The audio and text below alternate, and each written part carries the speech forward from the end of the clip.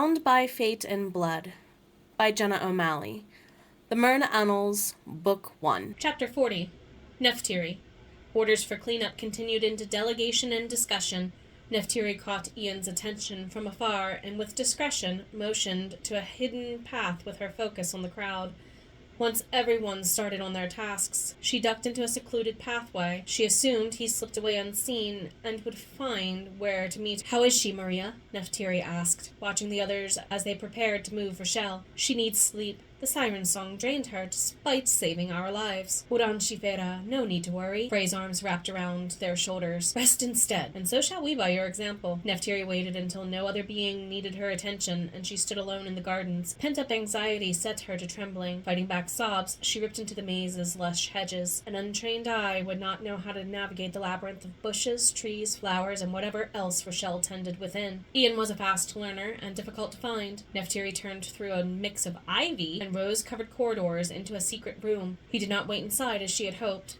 Confusion laced her tired aura, and she turned to explore other paths in search of him. Hands reached through the darkness, grasping her through the lushly covered walls. Her captor winced at the sound of her tiara clattering to the ground and rolling into the bushes far beyond his reach in their small scuffle. A hand smothered her scream. "My intention was not to startle you, lass," Ian murmured against the outer shell of her ear, holding her tight to his rigid body. "For future reference, I am not a patron of surprises." "Duly noted." His nose nuzzled her ear as she gestured some form of casting, blocking out unwanted watchers. "If it is a way to assure privacy with you, always." "How did you find this room?" Soft kisses feathered her neck. "This part of the garden smells like you, after a bath, with good reason. The roses and lilies used in my routine recently come from here." He stopped at the trembling sorrow in her voice. Easing them onto one of the 3 benches lining the room, he cradled her, concerned as she whimpered, "Talk to me, Tiri. What worries you?" The more he held her, the more her walls fell. From the other end of the hall's hedges, tiny bits of light joined them, enough to set the tiara's gems to glitter a few inches away into the shadows. "I cannot do this.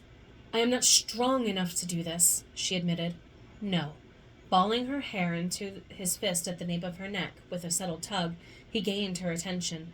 "I refuse any blame landing on your shoulders.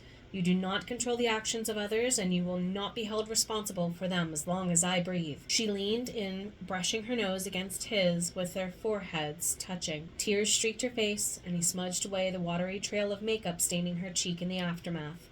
"Everything I do turns into hell on earth."